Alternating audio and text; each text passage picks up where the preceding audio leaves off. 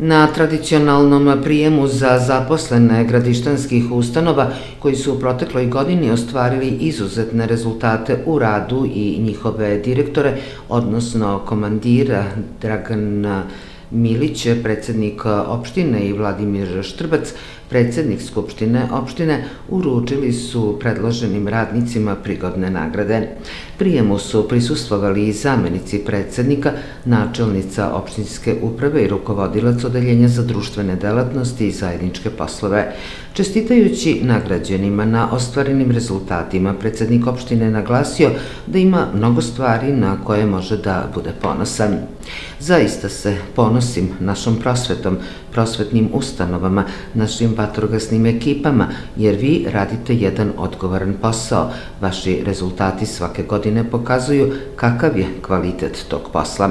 Sve u cilju da deci koja žive na teritoriji opštine Veliko Gradište bude bolje. Mislim da mi ispunjavamo taj zadatak i naravno trudit ćemo se da i u buduće to tako bude, rekao je Milić, podsjetivši na obezbeđene uslove kao i rezultate od dečjeg vrtića pa do srednje škole i obećavši još više ulaganja u prosvetu, pre svega u kvalitetna učila. On je istakao da je u poslednje 3 godine od ministarstava za potrebe boljitka dece kroz prosvetu, zdravstvo i populacionu politiku izdvojeno oko 140 miliona dinara, dok je u realizaciji program vrednosti 70 miliona dinara za nabavku mamografa radi zdravstvene zaštite žena, samim tim i majki. Poželevši vatrogascima što manje posla, predsjednik je istakao važnost njihove profesije. Zaista ste ove, kao i svake prethodne godine, položili jedan kvalitetan ispit.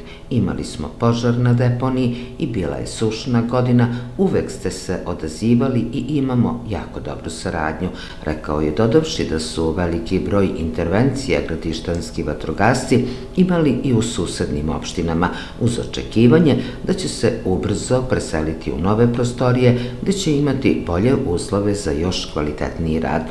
U ime svih ustanova, rukovodstvu opštine zahvalio je Dragan Mandić, direktor osnovne škole Ivo Lola-Ribar, kazavši da opština o njima vodi računa i svim radnicima na prigodan način zahvaljuje na radu.